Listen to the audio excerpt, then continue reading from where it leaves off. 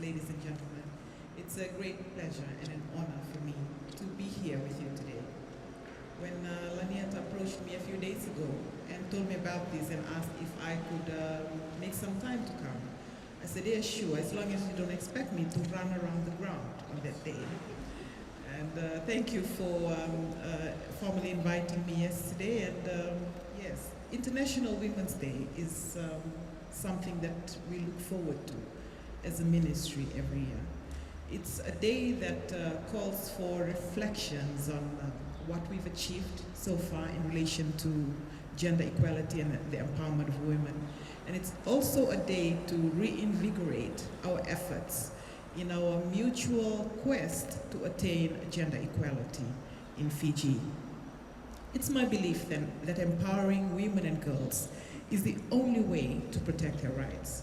That if women and girls are not empowered in whatever sector that they serve in, gender equality will be just another dream. And when I speak of rights of women and girls, I mean all women and girls, including women living with disabilities. And this particular event is a testament of the recognition of the special circumstances surrounding women with disabilities.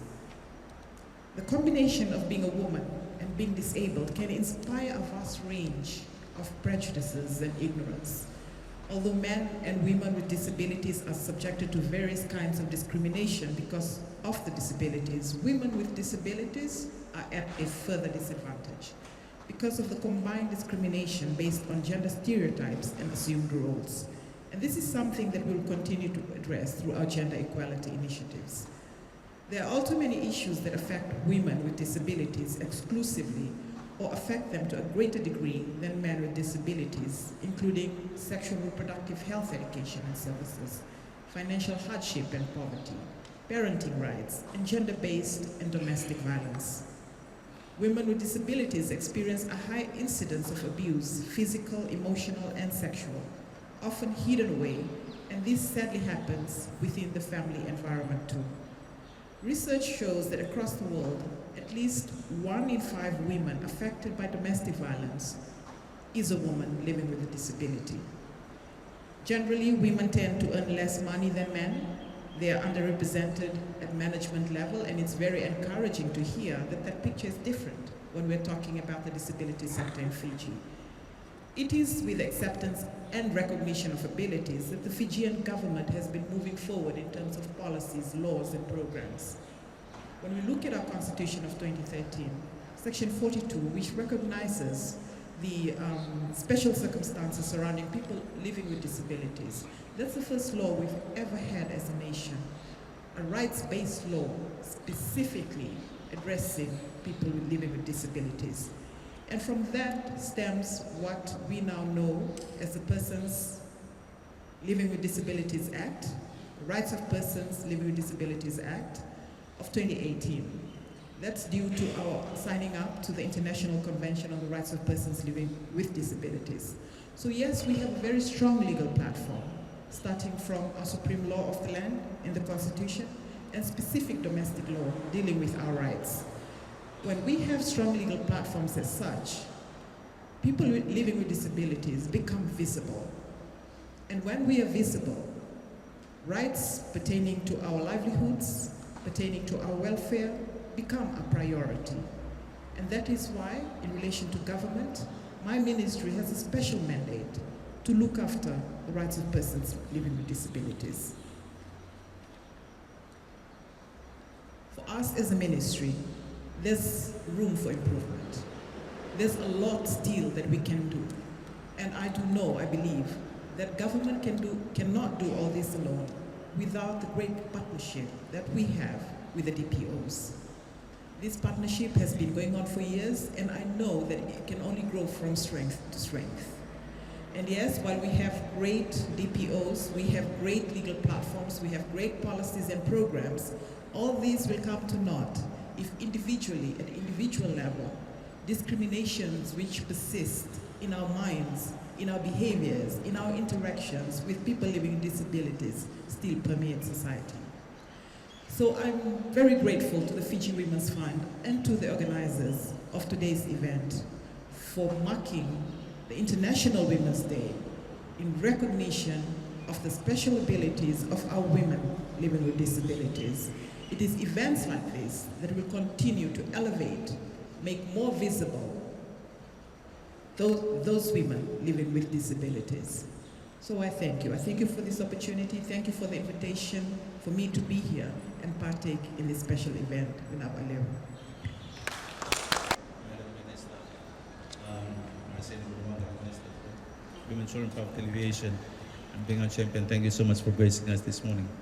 To members of the affiliates of Fiji Disabled People's Federation and relevant stakeholders, Fiji Women's Fund for those that fund the particular program, enabling us to be here this morning.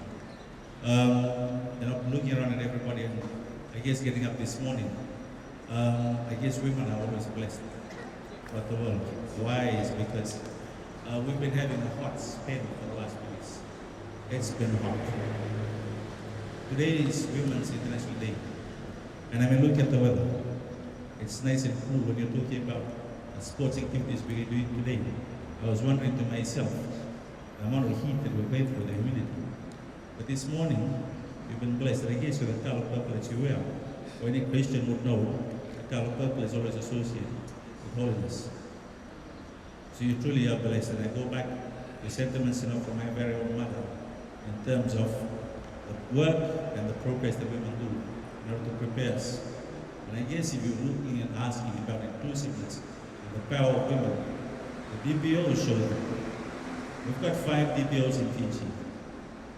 And all 5 DPOs, the heads of all operations of all 5 DPOs are women.